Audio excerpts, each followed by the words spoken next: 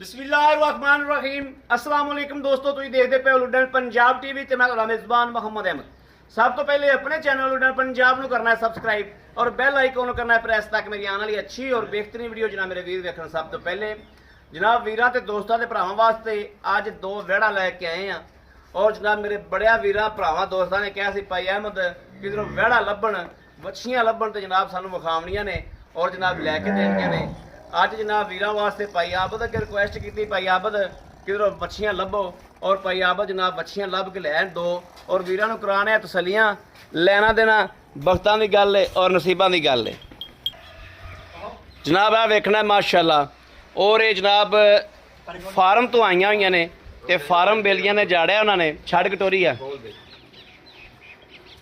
जनाब फार्म जाड़िया उन्होंने सिर्फ मुलाजमान के दुखों तो भाई आबद लैके आए ने बड़े मकूल मुल्लां दे विच ने। यह वेखना माशाअल्लाह चोलस्तानी फरीद क्रॉस है वैड़ जिदन इंशाल्लाह तैयार होगी अल्लाह के फजल नाल वैड़ चंगी बनेगी।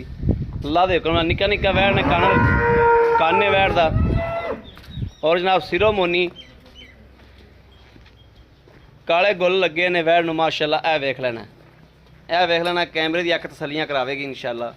यह वेखना जनाब शाह काले गुल ने और क्वालिटी वीरां दे सामने आ बरीकियां हर चीज़ भुखा नाल जरूर मारियां हुई ने लेकिन वैड़ां दी नस्लजात बहुत चंगी।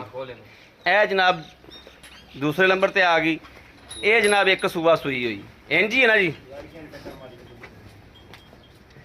यह वेखना माशाअल्लाह इहदा भी टोरा फेरा ते हर चीज़ ओके इनू कहंदे ने जी वच्छा जिहड़ा है ना ये वच्छे ने टक्कर टुक्कर मारी और इन्हां दे हो सकता है भी ये नवीआं भी होईयां होण लेकिन असीं फंडर करके देनियां ने। वच्छा विच है सी जे होईयां भी तो ये महीने 15 दिनां दी होवन दियां इस तो ज़्यादा नहीं होणियां। यह वेखना वीरां दे सामने माशाअल्लाह दोवां दी तसल्ली करा दी दोवें टोर के विखातियां ने। यह एक सूबा सूई हुई है ना भाई आबद? हाँ जी सूबा सूई है।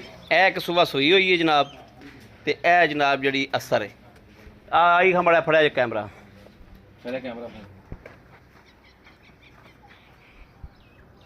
भाई आबद आओ हाँ।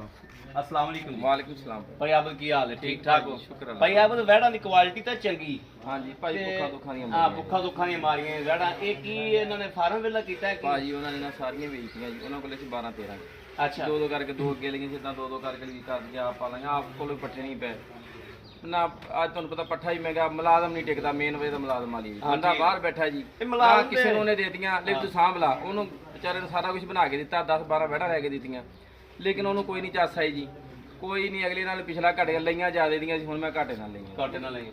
ये मुलाजमों तो घने बंदे ही तंग आया फार्म खाली कर नहीं जी उन्हें क्या भाव मेरा तो बाहरों महंगा वधणगे पैसे ਇਹਦਾ ਅੱਗੇ ਨਾਲੋਂ ਘਟਿਆ ਉਹਨੇ ਕਿਹਾ ਪਾ ਸਾਰੀਆਂ ਵੇਚ